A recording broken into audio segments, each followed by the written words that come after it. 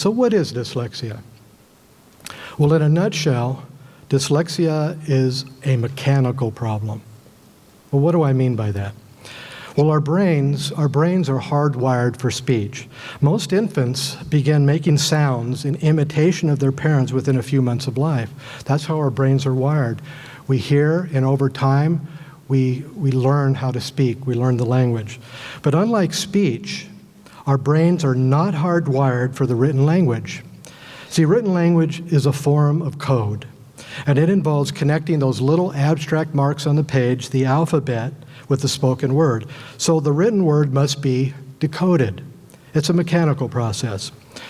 The reason dyslexia exists, and this has been demonstrated by brain scans, is that structurally, the parts of the left hemisphere of the brain that are responsible for decoding the written language are smaller, less active, or non-active in dyslexics, depending on the degree of dyslexia. Let me repeat that.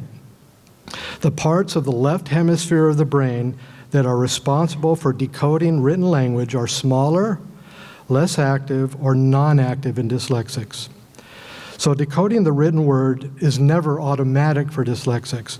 Now, for any dyslexic, and this is important to understand, fluency in reading is achievable, but it is never automatic. Now, it might appear to be, okay, we finally got little Johnny reading now, so that means that part of the brain is now working. That's not the case. The dyslexic brain must continue to labor through the workarounds, and that will always take extra time and require accommodation. Now, let me give you an example of that. I'm going to talk about myself again. There's a lot of foreign movies with subtitles that I would love to watch. They look like they're great movies. I can't watch them. You know why? If there's more than just a few words on the screen, I can't see them, read them, and comprehend them fast enough before it goes to the next screen. And so by the time you're a minute or two into the story, I'm already completely lost. So for that reason, I can't watch movies with subtitles. See, when I see a word, there is always a lag before I can comprehend the word. Although I am a proficient reader, it will always be slow and laborious. It'll take extra time. Reading is always a manual process in the brain for dyslexics, and it remains for life. Because the structure and mechanics of the decoding part of the brain is the root of the issue, each dyslexic must figure out ways to work around those limitations. It's like having a dial-up internet.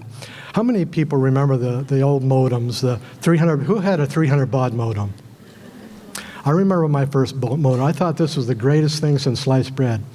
But it would probably take an hour or more to download a simple picture. And dyslexia is kind of like that. It's like having a dial-up modem in a high-speed world. Things just take extra time.